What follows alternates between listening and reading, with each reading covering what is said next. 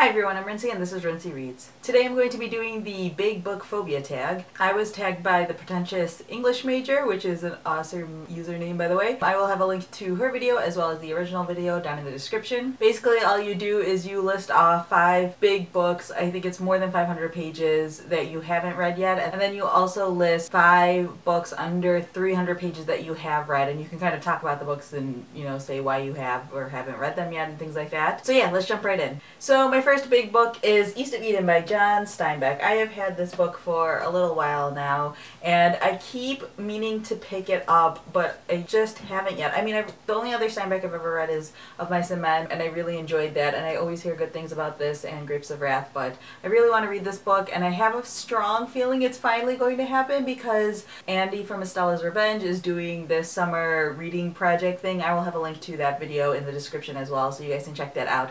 And this is one of the books she has listed as part of the summer project, so I think I'm going to finally read it.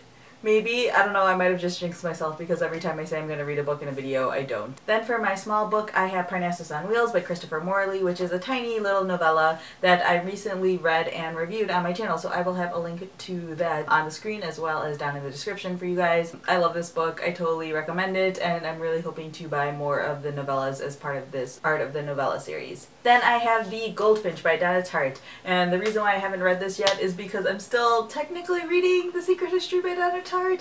Oh man, I feel like I'm gonna get into trouble for saying this, but I kind of put that book down because, I mean, that book is really dense and really slow, and I have a feeling that's how just Donna Tartt's writing is, and so there were a couple other books that were pulling my attention more than The Secret History was, so I just put it down. I'm hoping to pick that one back up soon and then finish that, and then I'll move on to this one. Then I have The Scarlet Letter by Nathaniel Hawthorne, which is a tiny little book. I didn't realize how small this book was until I was looking through my bookshelves. I read this in high school and I really didn't like it when I read it, but I have a feeling that if I reread it I might like it. I don't know. I have like this thing about books from school where I didn't like a lot of them, but I feel like it was just because they were required reading and I don't like being told what to read.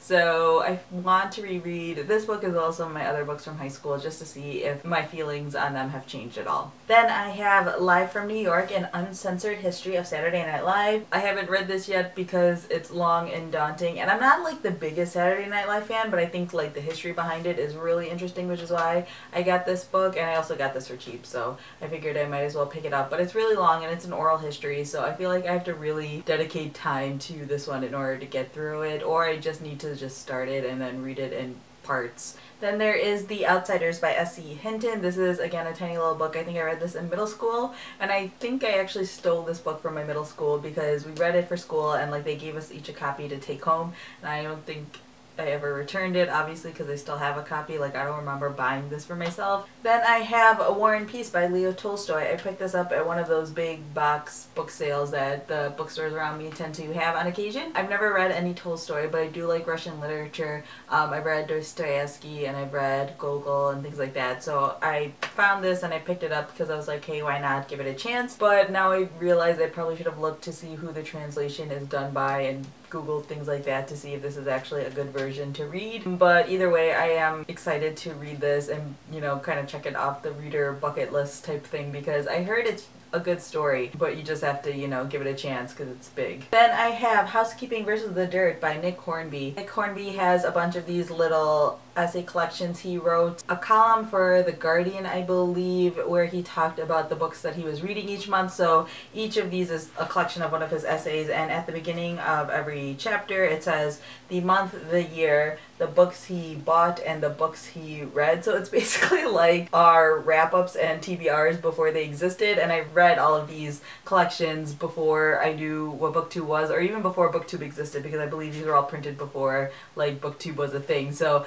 I always just find this really funny when I come across these collections because looking at them now, they're basically what we do except in print form. Then for my last big book, I have Peter Matheson's Shadow Country. As you can see, it was a National Book Award winner whenever it was published, but I've heard really good things about this book, and I've never read anything else by Peter Matheson, and then he recently passed away, I believe it was last year, and I was like, oh man, I really should get around to reading this book, but I just still haven't yet. But it's on the list.